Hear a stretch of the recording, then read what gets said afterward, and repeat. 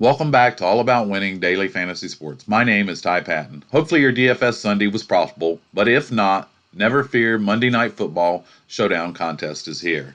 Tonight's game features the 6 and 7 Indianapolis Colts, who are on playoff life support, visiting the 10 and 3 New Orleans Saints, who are very much alive for the home field advantage in the NFC Conference. The Saints come into this game as a 9-point favorite with a game total of 47.5 points.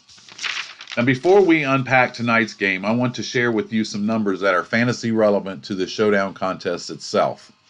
Up to and including last night's Sunday night battle between the Bills and the Steelers, there have been 105 Showdown contests during the 2019 NFL season. These showdowns have an average winning score of 132.21 and an average winning captain score of 42.50. Since the captain score represents 32% of the average winning score, I focus a lot of attention to the captain's position.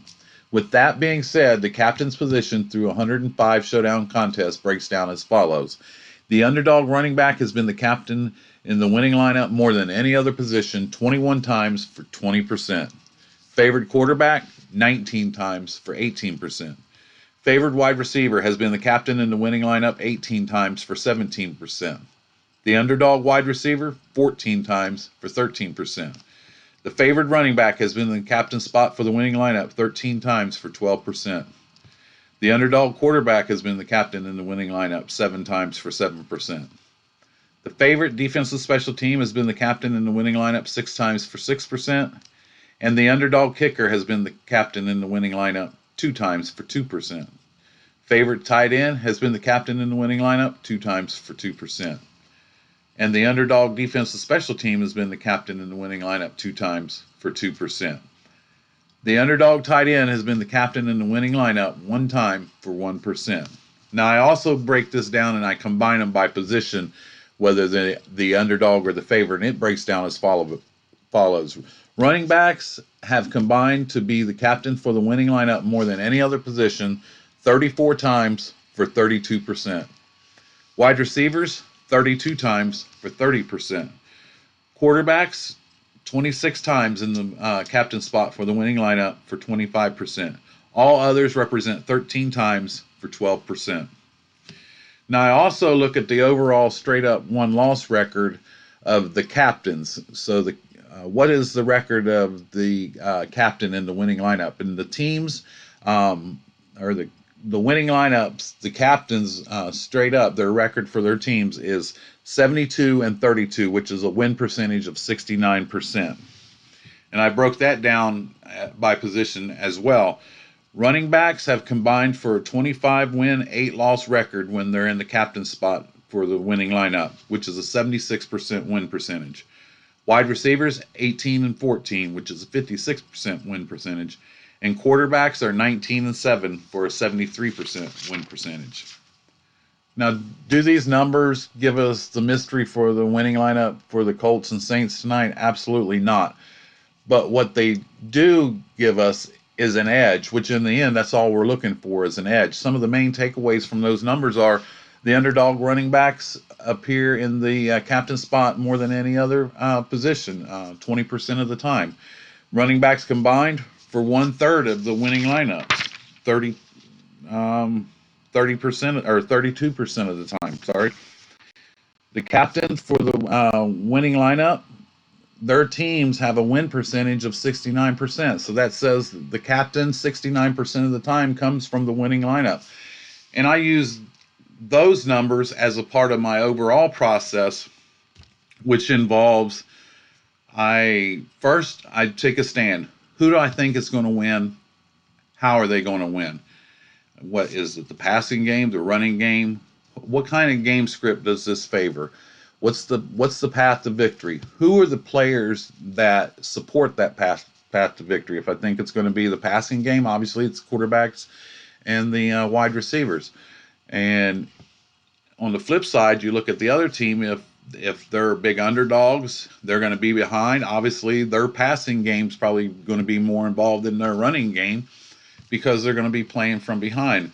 And that's how I build my lineups. And I use those numbers that I just went through with you guys and I put them together. Now, I've never won one of these showdown contests outright, but I have cashed in a very high percentage, 85 to 90% of the time.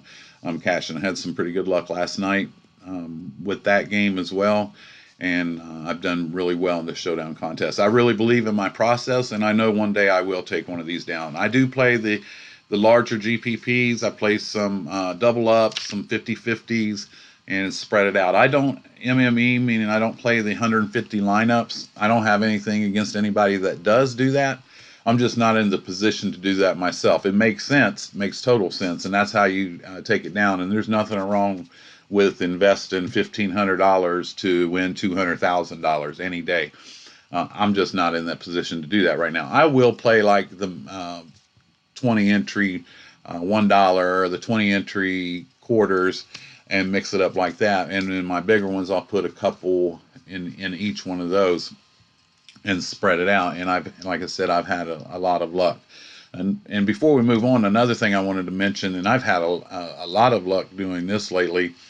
During the game, Draftkings actually has another contest called Flash Draft, and what you're doing is drafting for the next quarter. And they have like $1, $5, $10, 20, 50, 100, and what you do is there's going to be 5 rounds. There's going to be 3 players in each round. You get to pick one of them. You have 15 seconds to pick one.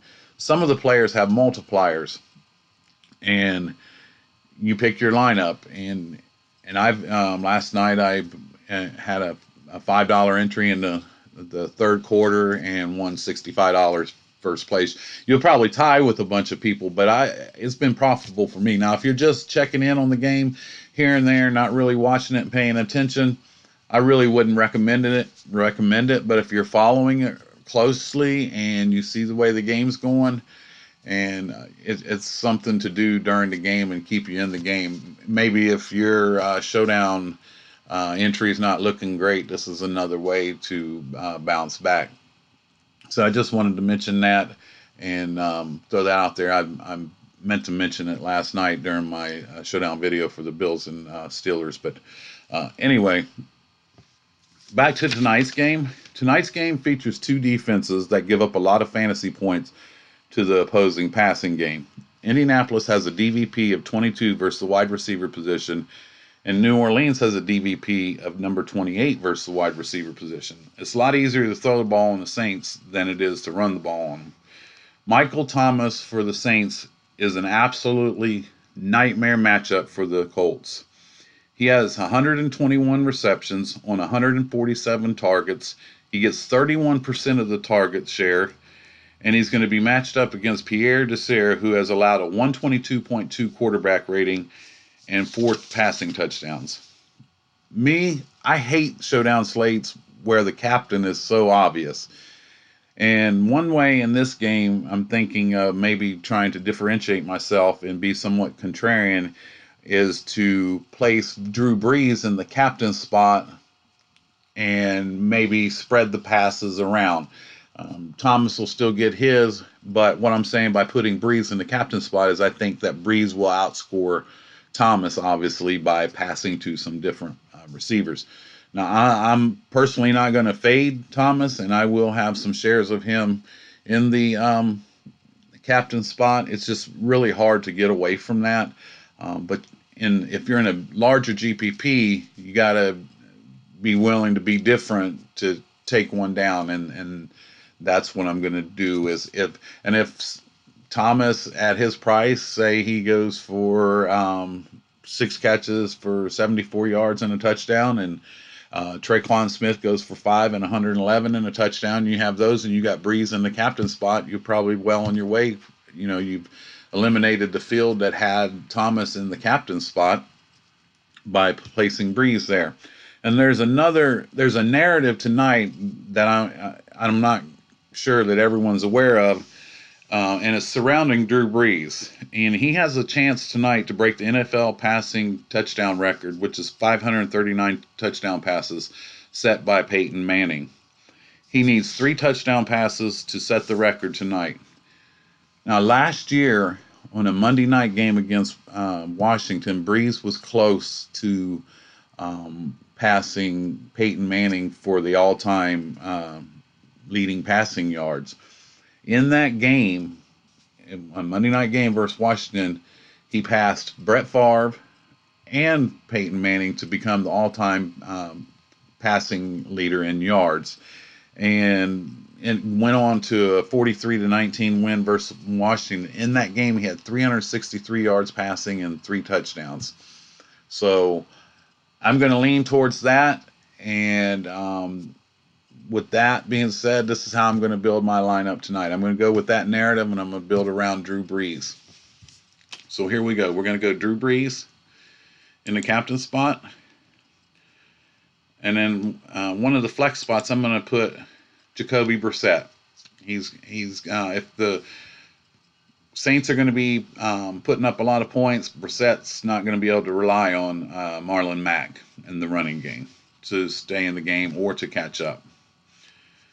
Next, I am going to have Michael Thomas, and I'm also going to have his second target, Ted Ginn Jr.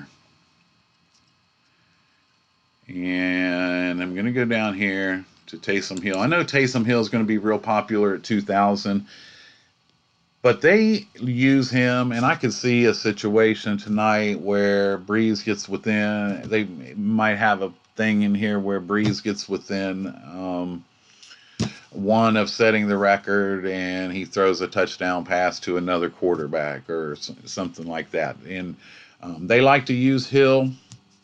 Now, with that being said, they might not want to use Hill to throw the passes, since they want to get Brees' record. They want to do it on Monday Night Football in front of a national audience. So you got that chance too. If Hill's going to be down there, it's going to be to receive a pass. It's not going to be to throw a pass. If anybody throws a pass down there tonight, it's going to be Drew Brees. So it's kind of iffy putting him in there, but I like that. And last is I have 4,200, and it just makes sense to use the field goal kicker for the team with the highest implied total. I only left 200 on the table tonight with this lineup, and the average winning lineup this year is leaving just over $1,000 on the table. So I could probably switch it up. I don't know if, so let's see where I could switch this up and take Ginn out and pop Traquan Smith in there. That leaves me 1,400. And I could go that way too. I'll actually probably play this two ways like this. And last year, Traquan Smith is the one that caught the pass that broke the record, and it was a 62-yard touchdown pass from Brees that actually set the record. So I look for him to go after the record. So if they get down there close, they're probably going to be throwing it. And that's why I feel comfortable fading Alvin Kamara tonight. You hate to fade any of those guys, but you have to do something. It's really hard to get all three of them in this lineup and balance it out the rest of the way. And I don't normally go with the larger onslaught 5-1 stacks like this, but this just makes sense and opens up. Of course, Taysom Hill, if you don't use him. Dontrell Inman's supposed to be back for the Colts tonight. Now, make sure you check the injury report at 6:50. T.Y. Hilton's supposed to be back. So, I mean, you could possibly take Brissett out, and you could get T.Y. Hilton in there. Let's check on that. He's expected to play, so there you go. Actually, with T.Y. Hilton being active, that makes me like Zach Pascal even more. I'm real leery of Hilton. He's had a couple games where he's come back and he's coming off an injury, plays a few plays and goes out, or they limit him somewhat. Hopefully he's 100% if you're using, but you could pop him in there and just hope that he's going to get all the passing. But he should be matched up against Marshawn Lattimore. Lattimore's not shut down, but he's formidable, and that would probably make me like Zach Pascal even more than T.Y. Hilton. But I think Brissett would actually outscore Pascal. But that's just my preference. So that's the lineup that I'm working on. And as I always do, I like to use an optimizer, and I do it for the main slate. When I do my lineup building videos with you guys, I do it for Showdown. What I do is for Showdown, I pick out 5 or 6 captains, players that I think have a chance to be the highest scoring in this game, and I rank them myself. And like tonight, I feel like Michael Thomas does have a decent chance to be the top scorer tonight, and I had my percentages set to him higher than the rest of them, and I do the same thing for the flex positions and just set different exposures. I had low exposures tonight on the defenses with fairly high game total, and this game could produce a lot of points. The Saints defense is decent, especially at home. I think they're going to be fired up tonight, and they're still in the hunt for the NFC um, home field advantage. So there's a lot riding on this game for them as well. Of course, there's also a lot riding on it for the Colts because if they lose tonight, they're eliminated. But in Indianapolis, this really sets up really nice for the Saints. But back to my optimizer, I set it for 150 lineups. I put in a couple rules, not many on the Showdown because I don't want it to be affected too much because all kinds of wild things can happen on a Showdown slate. I set a couple rules like if I'm going to have a quarterback in the captain spot, I want at least 2 targets in the flex. If I have a wide receiver in the captain spot, I want his quarterback in the flex. I try to only use one of the 4 between the 2 defenses and 2 kickers, at the most 2. And then I set it for 150 with those restrictions and my exposures, and I let it go. Now I let it go tonight, and it with my exposures and the way I had it set up with just a couple rules, it could only produce 120 lineups utilizing the players that I like. Sometimes that's a good thing, and what I've found in the main slate is when I've got the player pool that is really good, the lineup that would have beat, like I used the Millie Maker from Draftkings as my measuring stick, the lineup that would have beat the Millie Maker has been found in my optimized lineup because I had the player pool to produce that lineup. But as I always do, I share with you guys the very first lineup that's produced, and so that's what I'm going to do right now. It had Michael Thomas, obviously, in the captain. I had him set at 30 to 40% of my lineups. It had Drew Brees because I had that restriction on there. Wide receiver and captain, I won his quarterback. It had Ted Ginn Jr. It had Marcus Johnson. And I think this Marcus Johnson will be affected by, if Hilton was out, I'd like that even more. But and it had Latavius Murray, and it had Tre'Quan Smith. And this one left 1,100 on the table. So there you go. You got Brees and Thomas going after the record, going to do it together. Maybe throw one to Ted Ginn Jr. because he's been with him for a while. And then you got one player from the Colts, Marcus Johnson, who maybe catches a long pass in garbage time or something like that. So I left 1,100 on the table, and you got actually 3 targets to go with Brees. So for me, it would seem more likely to have Brees up here with 3 targets down here. But there you go. That's the optimizer lineup. And the whole point of me showing you my lineup and the optimizer lineup isn't for you to copy and go play it. If you do, and we're in the same contest, just look up here. See that Cowboy Fan 215. And if we got the same lineup, I'll accept splitting. If splitting's better than winning nothing, it's no big deal. But the whole point of this is to show you guys some numbers that are relevant to the Showdown contest itself, how I use them, and what my process is for building lineups. And I wish all you guys luck. I want to get this posted so it's out there for a couple hours for you guys to look at. So I definitely wish you well tonight. I'll be back tomorrow to recap week 15 and start building towards week 16. Hard to believe that the season's coming to an end, but I'll still be doing videos for the playoffs as well. I want to thank you guys for joining me. I really want to take a time to thank the people who mentioned had some nice comments last night about I had some family issues last weekend and I was unable to get my regular content out. But I'm back and I'm ready to go. Everything is fine with my family. Everything will be okay. I really appreciate people reaching out and with your nice comments. So, again, thank you for joining me. I encourage you to please drop any opinions or comments that you have below. Please share this video, like it, subscribe if you're not already a subscriber, and hit that notification bell so you get notified when my next video posts.